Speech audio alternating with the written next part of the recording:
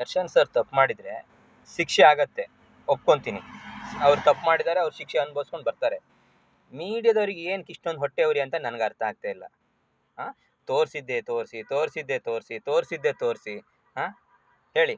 ಇದೇ ಕೇಸಲ್ಲಿ ದರ್ಶನ್ ಸರ್ ಇಲ್ಲ ಅಂದಿದ್ರೆ ನೀವು ತೋರಿಸ್ತಾ ಇದ್ದೀರಾ ಇಷ್ಟೊಂದು ಉಲ್ಟಾ ಒಂದು ವಾರ ಒಂದು 10 ದಿನದಿಂದ ತೋರಿಸ್ತಾ ಇದ್ದೀರಾ, ಈ ದಿನ ತೋರಿಸ್ತಾ ಇಲ್ಲ. ಒಂದು ದಿನ ಹಾಕಿ ಅದನ್ನು ಕ್ಲೋಸ್ ಮಾಡಿ ಹೆಡ್ಲೈನಾಗಿ ತೋರಿಸ್ತಿದ್ರೆ ಅದನ್ನು ಹಂಗೆ ಮುಚ್ಚಾಕ್ತಿದ್ದೀರಾ ಅಲ್ಲೇ.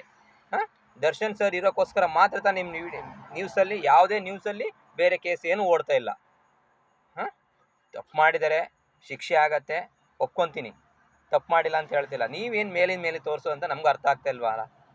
ಹಾಂ, ಅದೇ ಸೌಜನ್ಯ ಕೇಸಿಗೆ 12 ವರ್ಷ ಆದ್ರ ಮೇಲೆ ಮತ್ತೆ ಪುನಃ ತಿರ್ಗಾ ಹೋರಾಟ ಮಾಡ್ರು. ಅವಾಗ ನಿಮ್ಮ ನ್ಯೂಸಲ್ಲಿ ಏನಾದ್ರು ಹಾಕಿದ್ರೆ, ನೀವು ತೋರಿಸಿದ್ರೆ, ನೀವು ಯಾಕೆ ನಿಮ್ಗೆ ಅದನ್ನು ತೋರಿಸಿ ಅವ್ರಿಗೆ ನ್ಯಾಯ ಕೊಡಿಸ್ಬೇಕನ್ನೋ ಮೀಟ್ರಿಲ್ಲೋ ನಿಮ್ಗಿದ್ದಿಲ್ವಾ? ದರ್ಶನ್ ಸರ್ದು ಯಾಕೆ ಕಳಿಸ್ತಿದ್ರೆ ಹೇಳಿ? ಹಾಂ, ಒಬ್ಬ ಹಾಲ್ ಮಾರ್ಕೊಂಡಿದ್ದವನು ಇವಾಗ ದೊಡ್ಡ ಶ್ರೀಮಂತರಾಗೋದ್ನಲ್ಲ, ದೊಡ್ಡ ಕೋಟ್ಯಾಧಿಪತಿ ಆದ ಅಂತೇಳಿ ನಿಮ್ಗೆ ಹೊಟ್ಟೆ ಉರಿತಾನೆ. ಆ ಹೊಟ್ಟೆ ಉರಿಗೋಸ್ಕರನೇ ನೀವು ಅವ್ನು ಹೆಂಗಾದರೂ ಮಾಡಿ ಕೆಳಗಡೆ ಮತ್ತೆ ಪುನಃ ಕೆಳಗಡೆ ಕಳಿಸ್ಬೇಕಂತ ನೋಡ್ತೀರಾ.